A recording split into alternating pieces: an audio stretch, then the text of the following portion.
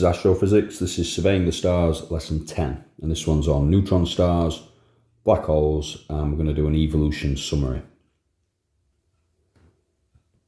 So, a neutron star is formed from the remnant core of a supernova. It's one of the two possible pathways. One's a neutron star, the other's a black hole. And gravitational forces are so strong that it causes the electrons to react with protons to form neutrons. So this is straight after the supernova has occurred. So you get protons plus electrons. The product is neutrons and electron neutrinos. And the star now, the density is incredibly high. It's around 1 × 10⁻17 kilograms per cubic meter. They were first discovered in 1967 as a result of the radio beams, the electromagnetic spectrum, radio waves, that they emit as they rapidly rotate. They're also known as pulsars. So all pulsars are neutron stars, but not all neutron stars rotate. So not all neutron stars are pulsars, and not all, but all pulsars are indeed neutron stars. So essentially it's a conservation of rotational momentum. They do have very, very strong magnetic fields, so eventually a neutron star will gradually begin to slow down, and when it slows down enough so that it's no longer rotating, then it will no longer be a pulsar. Neutron stars have got a diameter of around 20 miles, so obviously they're incredibly dense, to the power of 17 kilograms per cubic meter. And just a bit of trivia, so there's the world record for the fastest spinning pulsar is 716 hertz. So that means you've got this 20-mile diameter, 20-kilometer diameter, ultra dense sphere, and it's rotating 716 times per second. That were discovered in 2004 and then confirmed January 2005. Well, let's move on. So, quick question. I want you to estimate the mass of a teaspoonful of neutron star.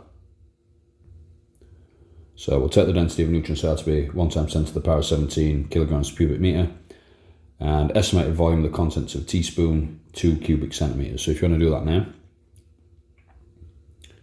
and then we'll look at the answer.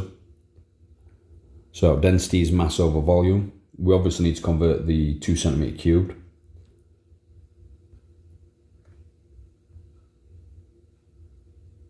So that'd be 0.00002 cubic meters. So to do that, centimetres would be to the power -2, so that would be 2 to the power -2. And then cube, do it another 3 times. So 2 to the power -2, 3 lots of that would be 2 to the power -6 cubic metres. Oops, don't mean to do that. So if you multiply those two numbers together, the volume and the density, you'll get the mass of a teaspoonful of neutron star to be 2 × 10⁻11 kilograms, which is obviously outrageous.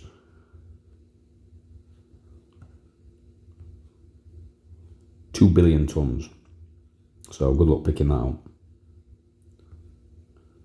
Right, so black holes. So if the core remnant of a supernova is greater than approximately 3 solar masses, the neutrons are unable to withstand the immense gravitational forces that are essentially crushing them together. And the core collapses on itself and becomes so dense that not even light can escape from it. So basically, I imagine it rips a hole in space-time. So it's now a black hole. So the core consists of basically it's unknown, but it's referred to as a singularity. So evidence for the existence of black holes was first found in 1971 from an X-ray source called Cygnus X1, which was in the same location as a supergiant star.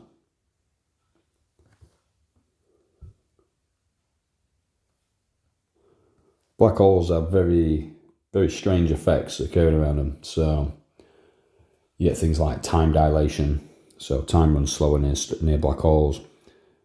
They have something called the event horizon, which is the point in time where the escape velocity from a black hole becomes equal to the speed of light. So not even light can escape, hence why they're black. Just if light can't escape from it, then obviously you can't see it. Right, so this will be useful. So this is star evolution summary. So this is a complete overview of everything that can happen.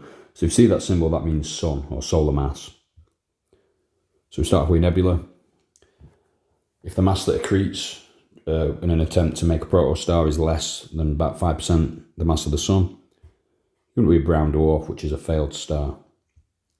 If the mass is greater than 5% the mass of the sun, we start off with a protostar, then into main sequence. So protostar accretes more mass, nuclear fusion begins, main sequence star. If the mass is less than about 23% the mass of the sun, you're straight to white dwarf. If the mass is around 0.23 to 4 solar masses, get red giant. And then red giant into planetary nebula. Then planetary nebula, finally into white dwarf. If the mass is greater than 4 solar masses, you go from main sequence to red supergiant. And then the core mass, which is, the core, obviously, the core of the red supergiant is less than 1.4 solar masses. Back to planetary nebula, and then to white dwarf again. If the core mass is greater than 1.4 solar masses, one of two things can happen after this. So you get supernova, which we've discussed previously. Then there's two things that can happen. So if core mass is less than 3 solar masses, when it will be a neutron star, which initially its inception will be rotating, so it's also known as a pulsar. If it's greater than 3 solar masses, we get a black hole. So hopefully you found that useful. Might be good to,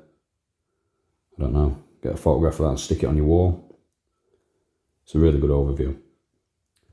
Anyway, thanks for watching. Hope you found that helpful.